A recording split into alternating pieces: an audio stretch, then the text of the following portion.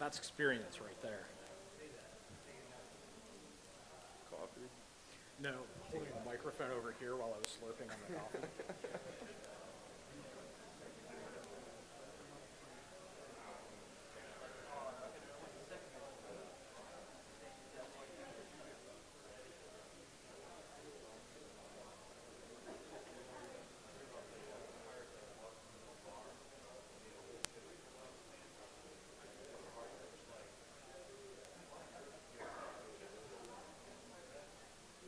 Fuck, I hate like the minute, like a couple months Yeah. before.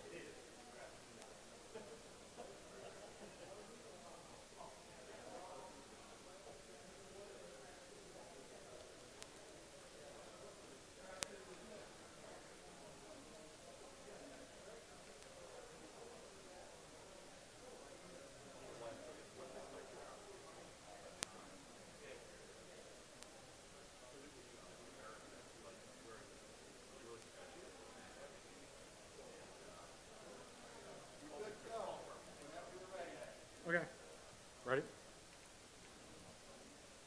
All right, ahoy there. This is a primer for the modern pirate. We are Project Gunsway. Where every day is Talk Like a Pirate Day. So by a show of your best, talking like a pirate are, who here likes computers and pirates? Excellent. So the next 45 minutes, we will try to pack in as many cheesy pirate memes as you can fit in Davy Jones' locker, which is a lot. But we do have a serious message, so I'll kind of get that out of the way up front too, which is, and I think it's kind of best summarized by like the Captain Phillips quote, you know, from the Maersk, Alabama. They're not here to fish. So we are talking not about what you do with BitTorrent in your own privacy, and that's your business, but actual bad guys with guns on the high seas. So bottom line up front is maritime is a critical infrastructure sector where there's human life at stake, public safety at stake, and the state of InfoSec in the maritime sector is immature, to put it politely. Bad guys know that and are taking advantage of that already. The good news is all of you are the solution, right? So the InfoSec community, you already have the knowledge and the skills to solve a lot of the problems that the maritime industry is just trying to figure out. So I'm Brian Satira. I'm a volunteer with I Am the Cavalry, part of their kind of fledgling maritime committee. Also Project Gunsway, which is what we'll be presenting on today. By trade, I'm a reverse engineer. I've done malware, ICS, a variety of things. Relevant to this talk, through random, you know, the course of life, got to do a number of years ago, DFIR on some ships for the Navy, ship systems for the Navy, and risk analysis on ship systems for the Navy. Got interested in this sort of focus. Also have some background as kind of an amateur diesel enthusiast, going back to days in the military and more recently working on like sailboat engines, that sort of thing. And you can follow me at Redoubt with a 3 on Twitter. That's also my blog and everything else. Cool. I'm going to use this one, if you don't mind. I'm Brian Olson, a volunteer as well at Project Gunsway. Engineer, architect, like dealing with data quite a bit.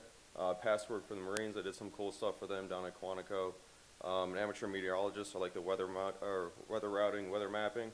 I kind of take that over into sailing, whether it's deliveries, you know, I've done Southern Ocean runs, as well as a tactician, where I kind of take all the data from the sensors, pull it off the network, manipulate it on my tablet, kind of present it to people so we can get to that finish line at the right angle, at the right time, based on, you know, what the weather conditions are doing at that current time.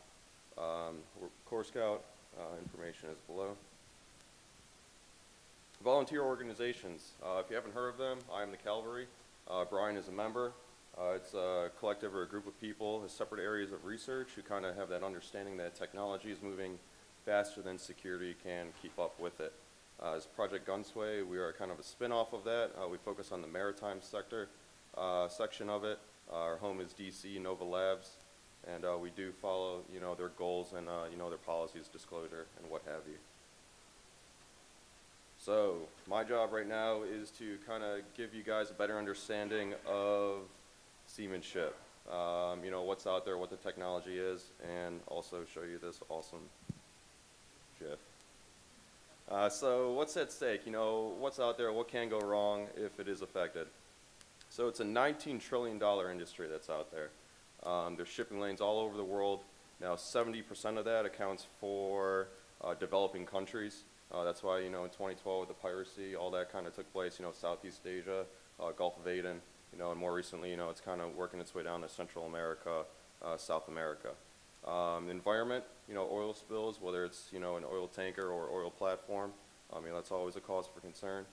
Human life, being held for ransom, whether it's, you know, on the ship itself or at port, with the crew being held at port so the ship's not able to get to where it needs to go deliver those goods as necessary. There are regulations that are out there. However, it's to be honest with you, it's a joke. They're different everywhere you go. Every country's kind of got a different regulation. They focus on different things. You know, physical security is obviously a big one with the ports. Cybersecurity is just a, you know, an afterthought. They are trying to change that mentality. The Coast Guard is trying to do that. However, it's all basic stuff. All right, they're putting out these, you know, documents or recommendations, but such as, you know, don't share removable media. You know, have you trained it? Have you been trained in this operator, this system? What's that? Yeah. Have you been trained in this system? Make sure the right people have access to what they need to have access to. So it's basic stuff. So what are these vessels that are out there? What do they do? We're going to focus on kind of container technology. Big ship, all this information is freely available online if you're, you know, want to poke around, take a look at it. The Emma Marisk, one of the bigger ships that are out there, 1,300 feet long, carries 11,000 TEU, or those 20-foot equivalent units, or those 20-foot trailers that you generally see floating around. Now, when they're loading these ships up with these units, you got to keep in mind that they're there for maybe a day, 2 days tops, offload and load. So there's a lot of things are dependent on making sure that the systems at the dock are on point and ready to go so they can get in and out as quickly as possible. Now, if they're doing perishable foods, they're there for maybe a day tops. So moving on from that, the current E-class ships is what we showed you in the previous slide. There is the timeline based on Rolls-Royce to kind of roll out autonomous shipping. They hope by 2020 that there'll be, you know, some ships out there for research, you know, get them out there autonomously moving through the waterways.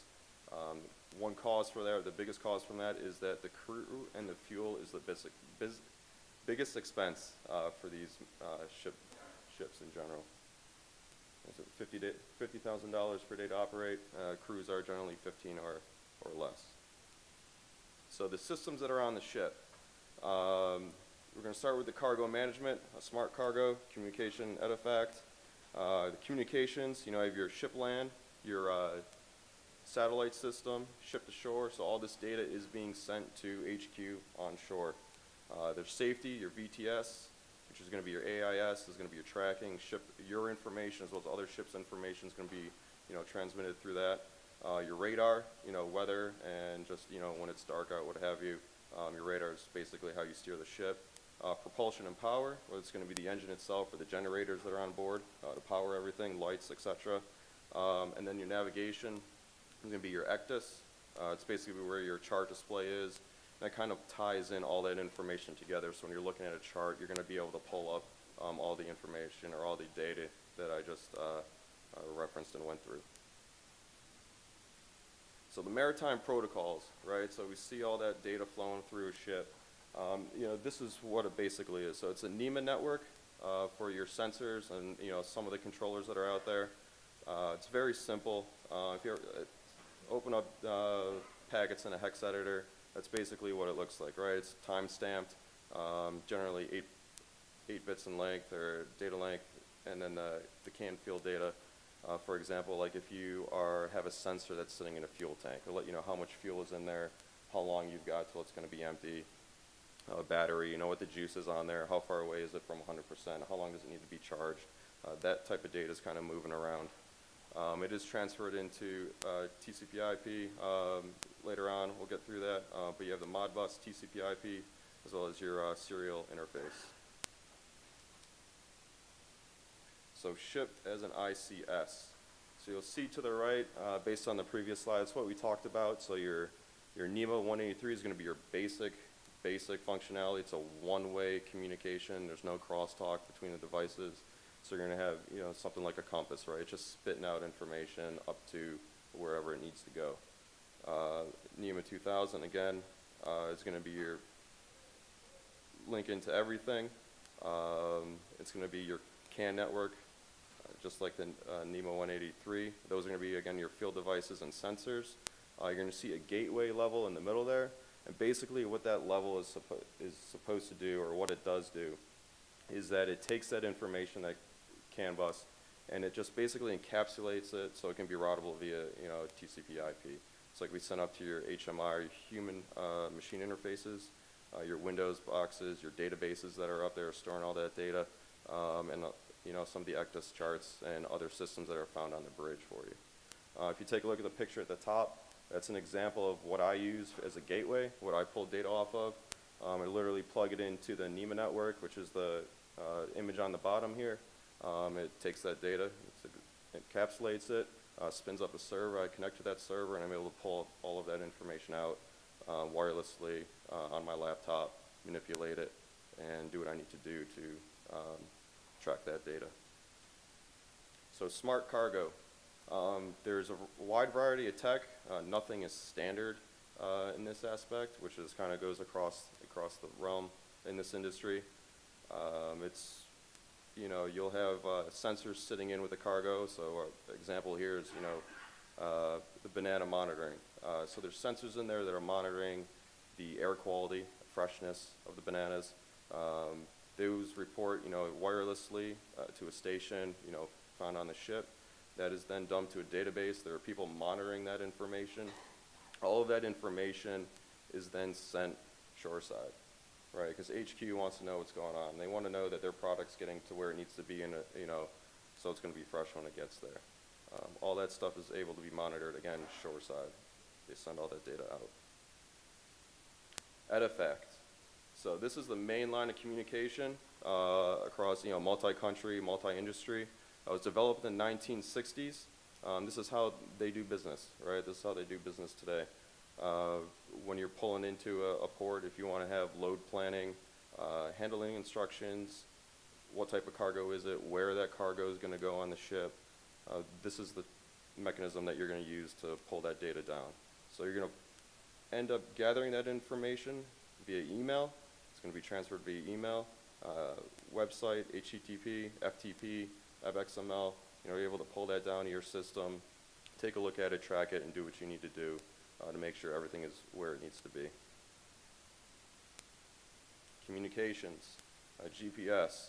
So a lot of companies today, Inmarsat, one of the bigger ones that are out there, they pride themselves on knowing that it's an always-on connection, right? So what does that mean? That means that as an owner of a fleet, I know where my ships are at all times, what the position is, and what the conditions are on that ship. So these also provide internet access for emailing, calls, and telemedicine is actually a newer one that came out, where basically if someone gets injured on a boat, you know, I'm able to monitor what they're doing or how they are, you know, on that ship, their life support. Again, all of this stuff like that is being sent shoreside. I'm able to operate equipment on that ship remotely. I'm also able to update that equipment remotely if need be, and also relay some other information, some beacon information on other assets that are on board on that ship.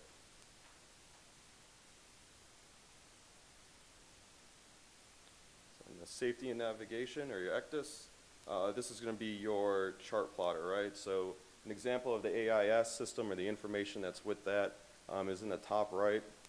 And that's going to give you your ID of the ship, your heading, how fast you're going, where you are, your name, and position. And the bottom screen right here is going to be your chart display. Again, it's going to be your course over ground, your coordinates, the lay of the land, you know, if the buoys out there, what's it like underwater, what's the depth like. The radar screen to the right can be overlaid to that, and at night that is your main way of driving the boat, right? Because you can't see anything at night. You're basically driving by the nav station with the charts that you have on, and then the radar overlaid for weather. They are smart ships out there, so all of this can be done wirelessly. If you want to sit there and drive a boat by your iPad, you can do that. I have done that, sitting at a meal, having dinner with a bunch of guys, just driving a boat by an iPad. It's been done before, you know, so wireless technology is out there. Is it secure? We'll get into that.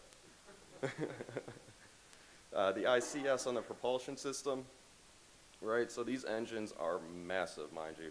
It's common rail diesel, which means it's a computer. So everything on these ships, I can't stress enough, it is a computer, right? So there's no manual failover for this.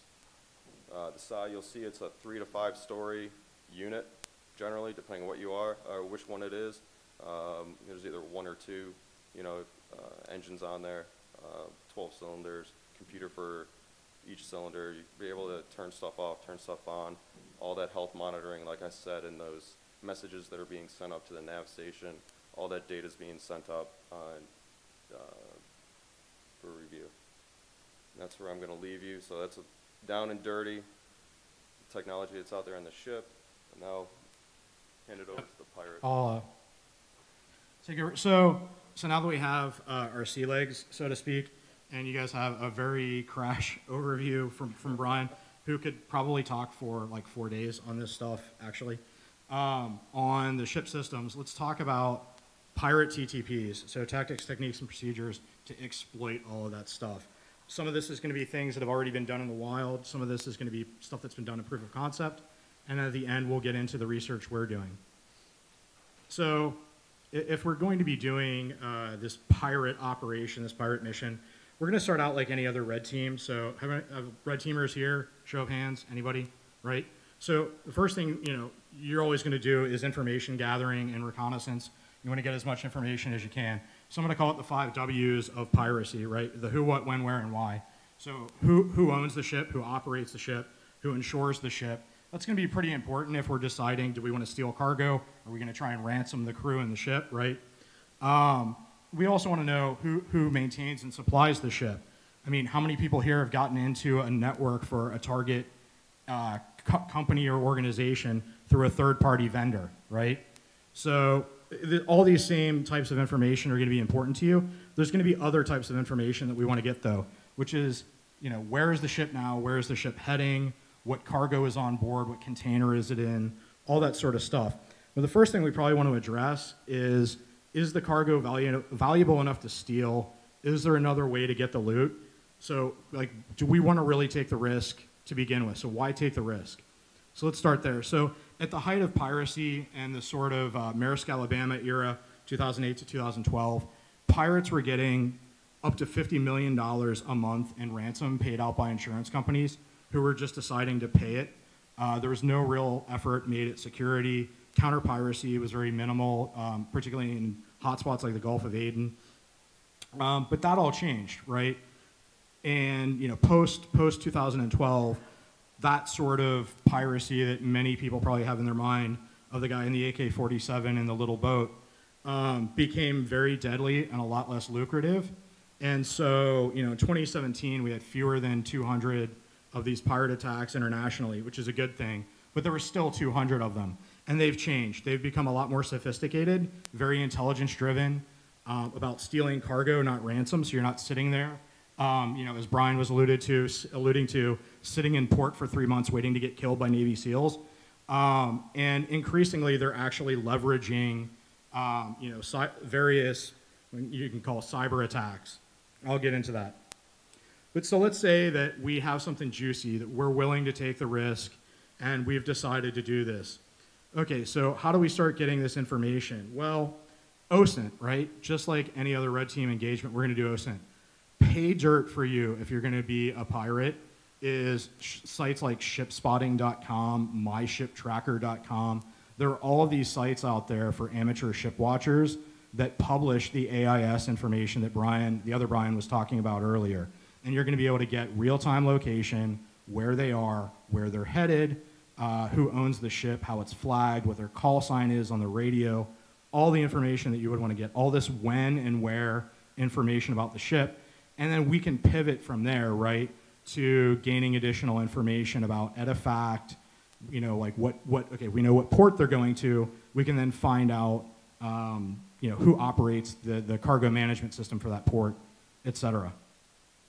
So that's step one. Step two, we're going to pivot from the ship tracker sites into myship.com. Again, this is absolute pay dirt if you're going to engage in modern piracy. Basically, think of it as the hellspawn of Facebook, LinkedIn, and a bottle of rum, right?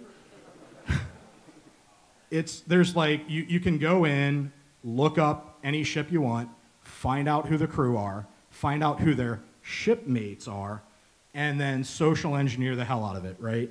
And you can get all that information you want for credible phishing emails, for brute forcing their password, their security questions, all that type of stuff that we're going to do with social engineering, and then pivot from there with whatever it is you do, you use, Maltego transforms, etc. Just playing around with this, I've found all kinds of stuff, all that information that we want as a pirate.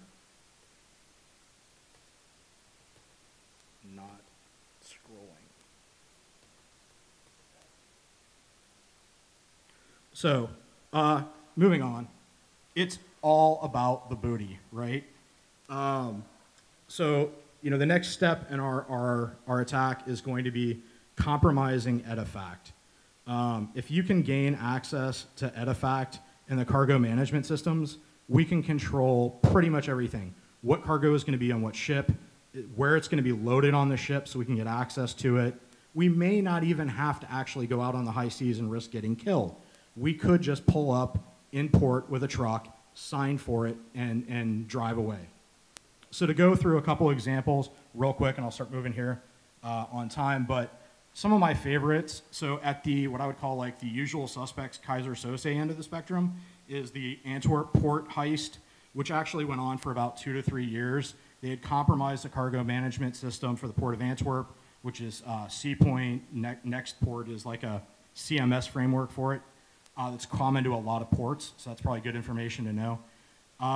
They basically had physical access and put in kind of like a Hack5, Pony Express type fake devices and began man-in-the-middling the EDIFACT traffic. And then from there, they were able to just put drugs and guns into containers in South America and ship them to Belgium, show up with a truck, and drive away. And the only reason they got caught is that there was this big gun battle where one crew of Russian gangsters tried to hijack a shipment of another crew. And, you know, when you have dead Russian gangsters, gunfire, and like a giant 40-foot Connex filled with bananas, people tend to notice that. So World Fuel Services is my other favorite. That's more in the Ocean's 11 end of the spectrum, a little less Kaiser Sose. Bloodless, brilliant. They compromised EDIFACT system, basically ordered a tanker ship full of fuel to sail to the coast of West Africa, showed up, got transferred, sailed away. U.S. government got the bill. They had compromised and replayed EDIFACT messages from the GSA. So brilliant. And the one that you guys are probably more familiar with is like the Verizon report from a couple of years ago, which is more like the ConOp we're going to talk through, which is just where they just got the information that they wanted about what cargo is on what ship so they could get on board. The crew follows SOP, retreats to a safe room. Pirates take the cargo and leave. No one gets hurt. They're in and out, and they don't have to worry about you know, ending up like the Maersk, Alabama incident. So let's talk about that part, getting on and off the boat, right? This is actually one of the really hard parts. I've had the opportunity, haven't done VBSS myself. Maybe there's somebody here who has and can call me out if this is not correct. But what I've been told by people who do vessel boarding, search and seizures for the Coast Guard up through, I've talked with tier 1 operators who've taken on ships, and they've said this is the dangerous part of the business, right? Is approaching the ship and trying to get on a moving ship from a tiny little boat or a helicopter. So this is going to be our big challenge. And it's going to start by getting network access.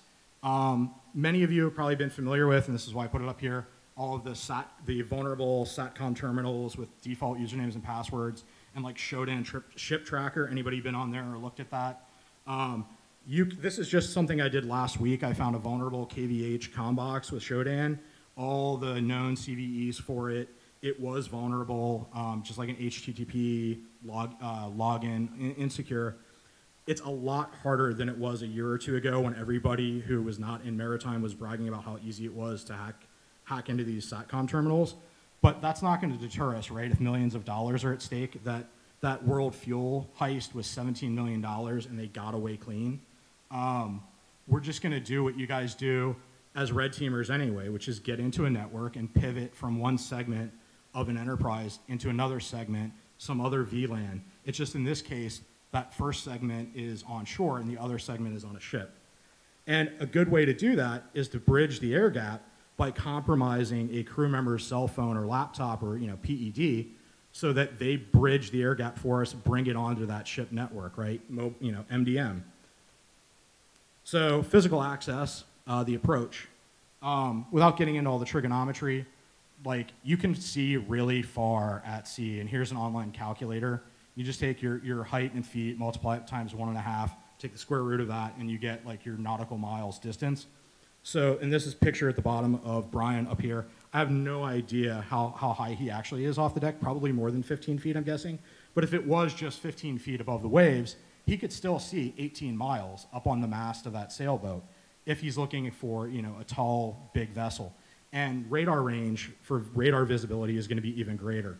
So we've got to kind of blind that stuff, and we've got to find a way to compromise like the FLIR and thermal cameras that they have mounted on the mast, part of the vessel traffic system, all that stuff that Brian was talking about earlier. And the key to it, which he kind of alluded to, is that all this sensor data is going into the nav computer and other bridge systems, but it's going through these gateway devices or serial converters. And all of that stuff has been demonstrated before tons of times to be ownable. Some people might be familiar with like the Moxa Nport equipment because it was part of the Ukraine power grid attacks. And Pentest partners have written about other systems without naming them, but have done surveys and said there's like the top 20 of these basically are all vulnerable. And of course, AIS has been long since owned by different researchers. Balduzzi from Trend Micro kind of started that. But other stuff has been done. Like you can inject fake messages into AIS to the ship you're targeting as well and tell them, hey, there's like a naval exercise going on, and if you go that way, you're going to be in the impact zone for a missile test or whatever. So assuming that we've gotten access, we've injected data into those navigation and bridge systems and compromised all that stuff. Now we're going to be able to blind them. We're going to be able to make our approach a little bit safer. It's still going to be dangerous, but we've still got to figure out a way to control course and speed. And that's because what we want is bare steerage way and a steady course. So again, going back to conversations with shipboarders, or if anybody's familiar with it, just look at the picture there. And if you think about that white water, so it looks like that ship's standing still, but you can see the white water on the rigid hull small boat, that boarding team is just doing some training, trying to climb up a ladder. I mean, they're moving, trying to keep pace with that ship. So, and that's under a circumstance where there's a compliant vessel letting them train, right? So this is extremely dangerous, extremely difficult if you were trying to do that with a non-compliant vessel with an NCV. So you would really like it if the ship was going as slow as possible. You don't want it to stop in the water though, which is called dead steerage, because, well, basically that's really dangerous. The boat's moving around, it's bigger than you. What you want is bare steerage way. So that's about 5 to 7 knots.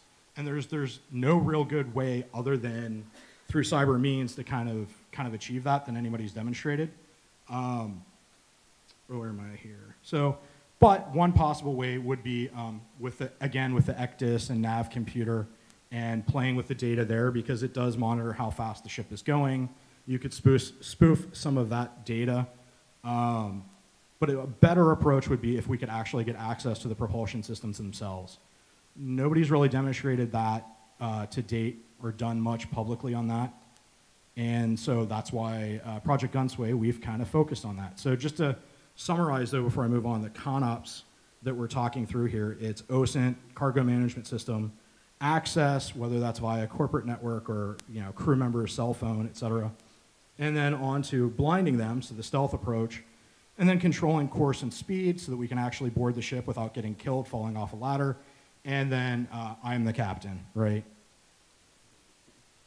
And this would just be the alternate pivoting through a third-party vendor. Okay, so on to our original research with Project Gunsway. So now we've gone through all this stuff other than propulsion. So our original research has been focused on propulsion for that reason. And specifically, we've looked at the RP210E and DCU210E, which are propulsion controllers from Auto Machine. And we also looked at a related Android app, which conveniently enough allows your cell phone to talk to the engines. So why we chose Auto Machine, most people in here maybe never heard of them. However, they're an established vendor in this niche area of maritime and offshore oil and gas. They've been doing it since the 1960s, building SCADA equipment. And more importantly, in recent years, they've become a major supplier up chain in the supply chain from all the OEMs of diesel engines. So Cummins, Caterpillar, Yanmar, Scania, all these organizations just rebrand their equipment and then provide it to end users who may not even be aware of it, right? And one example of that is NOAA.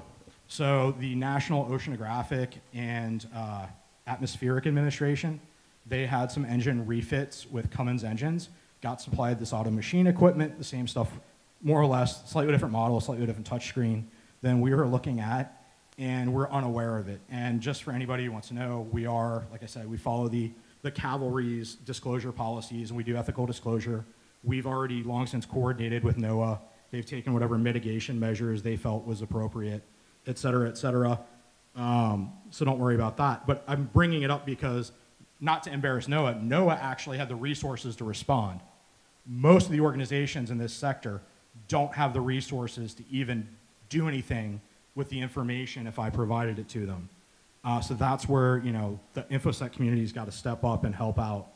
And the supply chain complexity is another big problem that you have, where people don't even know what equipment they're really running. Another good example, though, my favorite, and I'll put this one out, is Marine Pro on a mission for the lulls.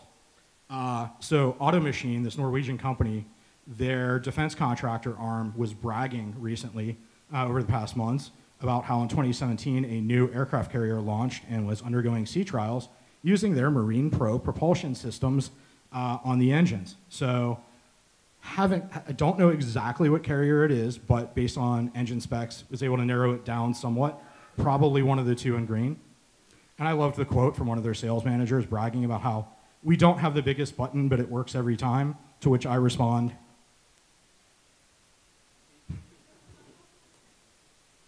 so this is our lab setup and methodology. We call Nova Labs in Reston, Virginia, home, same as Nova Hackers and Nova Tool. And we probably should be sponsored by Heavy Seas Brewing. We got to work on that. Yeah. So in seriousness, basically we have a tabletop ship, very simple. This is a volunteer project. We don't have giant budgets. But we have the RP210, which is a remote panel that represents the bridge. It's the type of thing you would have on the bridge. And then we have the engine room controller, or the engine controller that represents the engine room, connected on this network by Modbus TCP/IP. And we've got our monitoring / attacker node.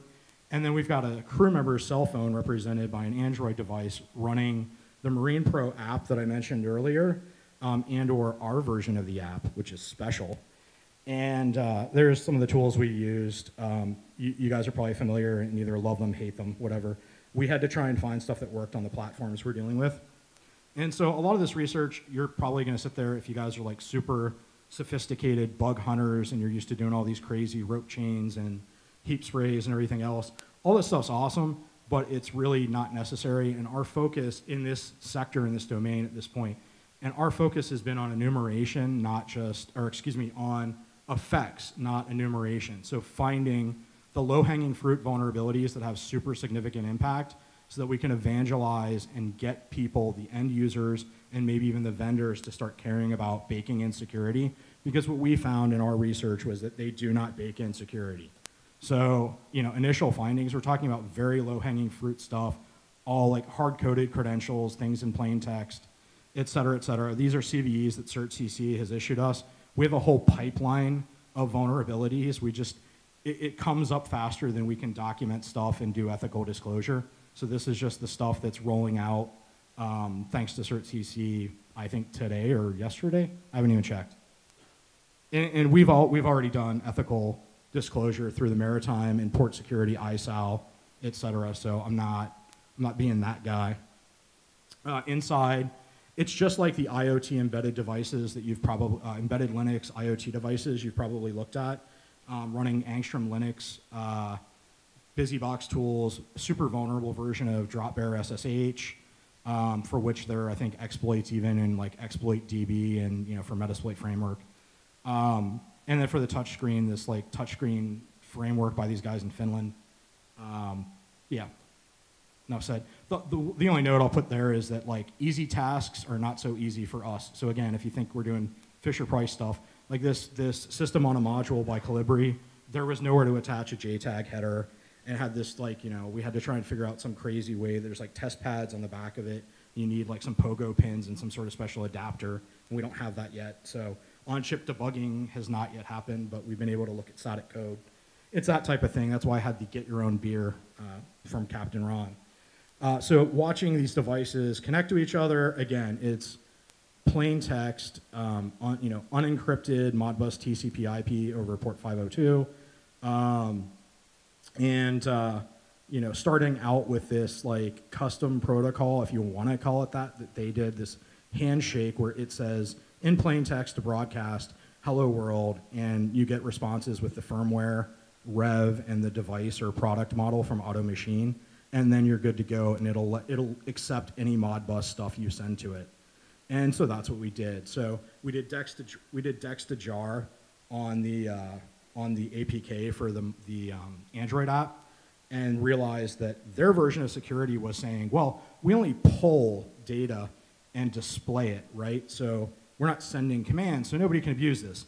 Except that, of course, we just wrote our own version that sends commands, and specifically our little proof of concept version called Meritrojan that one of our colleagues, who is not here today because he's West Coast, wrote, accepts an SMS command, so simulating that crew member who's out on the ship, right, and we've got to bridge the air gap. We send him an SMS text message to the Meritrojan on his phone, and then it sends the Modbus command to flip the coil bit to turn off the engine for us. And you might say, oh, but how is it going to connect to the engine? Well, if you look down at the bottom right-hand corner of the screen, that's a rebranded TP-Link Wi-Fi router that Auto Machine is kind enough to sell as an accessory to plug into their engine controllers. And of course, moving on, there is a secure Modbus for people who are not aware. It just came out this summer, so implement it. Embedded, again, like I said, all the embedded, the lousy security embedded Linux IoT devices you've pwned probably like way more times than me. Same type of stuff that you see there, same stuff we saw with like BrickerBot and all that sort of thing, where you have the vulnerable DropBear SSH with hard-coded credentials for root, this password amroot, all lowercase. Here's the RSA key if you want to go looking for these things on PunkSpider or Shodan, although PunkSpider is now, since I wrote these slides, PunkSpider is now down. Hopefully not for the count. If anybody else is also a fan of PunkSpider as an alternative for Shodan, please bug Alex from Hyperion Gray. He was funding it out of his own money as a completely free alternative, and nobody was donating. Sorry, I just had to throw that plug in for him. Because it was a good, cool product where you could do a lot of stuff without a pay API key. And yeah, so, and of course, again, right, what vulnerable Linux IoT device would be complete without a vulnerable embedded web server? And this one was really, really fun. Running Google Skipfish, I accidentally changed some sort of voltage settings and like caused alarms to go off and the engines to shut down. Still haven't figured that one out yet, and trying to repeat it. But it has, pre-auth file upload. It also has post-auth file upload of firmware updates, and will execute the binaries for you. And like, you probably can't see it. This is kind of an eye chart on the screen this size, but the bash script that does the checking just uses the built-in gunzip check to see if it inflated properly. Like that's it. And if you forget your password, which is just a 4-digit numeric PIN, it'll prompt you that that's the right thing to enter, a 4-digit numeric PIN. It'll also prompt you with the correct username if you get that wrong. And if you put in the wrong 4-digit numeric PIN, it'll give you a 5-digit numeric PIN based on that 4-digit numeric PIN. And you can take that and email Auto Machine, and the guys in Norway will send you back the correct PIN. And if you didn't just want to sniff the traffic, which is unencrypted, of the authentication, you could do what we did, which is throw the firmware binary in Binary Ninja, which, again, I'm not trying to give people plugs, but free version of IDA Pro, I couldn't get Binary Ninja, or couldn't get it to run the firmware binary. Binary Ninja took it like a champ, and was able to find the algorithm that calculates the 5-digit PIN, so you could just create a decoder. So looking forward, I don't know where we're at on time here, but looking forward, so yeah, we would like to look at other Auto Machine products. We'd like to look at the HMI software, the Marine View HMI software that does the vessel management. We'd like to look at their serial converters or gateways that are called RIOs. But we'd also like, and finish some of the proof of concept work we've got going on right now with like engine overspeed proof of concept. So there's an engine overspeed alert alarm test, and we're using that essentially to act as a limiter on the engines so that we can simply set the set point instead of being 90% of what's safe at, say, like 40% of what's safe, and get the engines to not be able to exceed bare steerage weight, going back to that propulsion problem, right? So that's going to be the money. And we would also, of course, like to look at other equipment that's just a little bit harder to get your hands on, a little bit harder, and they start asking those questions about where's your shipyard. But anybody who knows a ship that has like B&W engines, that like the ones that Brian showed, or Kongsberg equipment or Wärtsilä equipment, we would be happy to come look at that stuff. So in conclusion, with the Auto Machine stuff, it's ongoing. It's a lot of low-hanging fruit, but it affects a lot of people who are unwitting end users because of supply chain. And they're very reminiscent of the type of vulnerable IoT devices we've seen get taken advantage of by things like Brickerbot. And in general, the maritime sector, the InfoSec state of things is very immature. A lot of low-hanging fruit, but they're low-hanging fruit with a lot of serious consequences, and you have to start somewhere. And the good news is that all of you out there in the InfoSec community, even if you don't have any background in maritime the way I do to a lesser extent, and Brian does to a large extent, you already have a lot of the answers that they need. You already have a lot of the skills and the knowledge that would really go a long way to securing this critical infrastructure sector. And so I would really encourage you, if you're not involved and you have the skills and the interest, to get involved with, I Am the Cavalry. Reach out to I Am the Cavalry with Bo and Josh and Klaus and everybody, the whole gang. There's a couple hundred of us. Or reach out to us if you're specifically for the maritime stuff, and particularly if you're in the DC area, but even remote, with our project Gunsway. Follow us on Twitter, send us an email, and be like Sloth, be a hero, right? So, and these are some of the folks we would like to thank who've kind of helped us out on various things, especially all the people who've done the coordinate, obviously DerbyCon and the whole DerbyCon crew, and definitely all the folks who've helped us with ethical disclosure, from US CERT to Norway CERT to MPS ISAL. And I think if we have probably 5 minutes or something left to take some questions. Okay. Anybody? Bueller? In the back?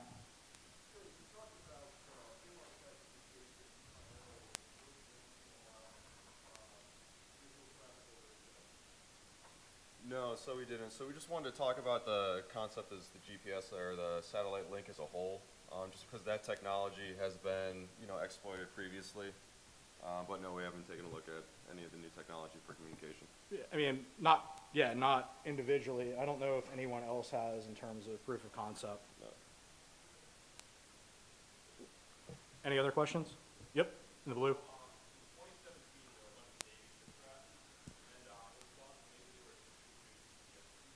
Yeah.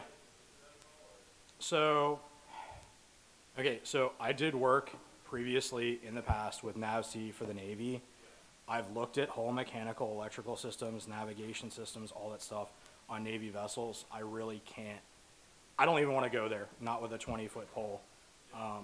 Yeah, I just, maybe if Brian has some thoughts, but I would rather not even. So publicly, it's very hard to spoof like GPS wise, right?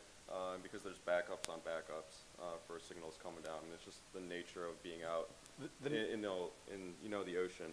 The nav computers have, on even commercial ships, so you take it to the commercial realm, have complex like PID loop algorithms and all that sort of thing, and they take multiple inputs and decide what's a good input, what's not a good input, and all of that.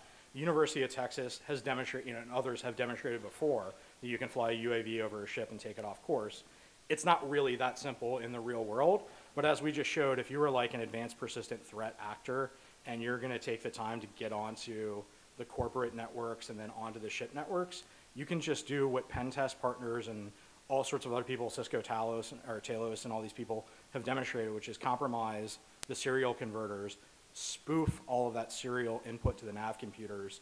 The nav computers are just a Windows box running like XP embedded, literally, XP embedded. Think like Service Pack 0 with a bunch of custom kernel drivers for things like X-band radar that break all the time. Really fragile systems, really easy to exploit if you get access. So there are other ways that one could do something like that, but I would rather not comment on the Navy stuff.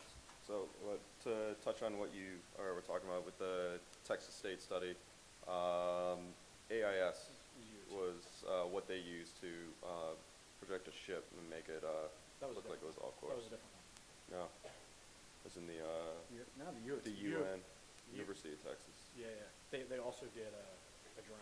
Yeah. Anyways. But if I were to do it, I'd look into AIS. Yeah, I mean, owning AIS gets you a lot, as we said before. Pentest Partners has done some interesting work on that. So again, we're focused on propulsion specifically because it hasn't been explored very much, and because we both know a little something about like marine diesel engines and that sort of thing. There's been tons of work already done on AIS and ECDIS and all the stuff that goes into the nav computers. That's been pretty well explored, right? Anybody? Anybody? Okay. Well, we thank you for joining us. And if you enjoyed it, just give me a final R. Outstanding. Good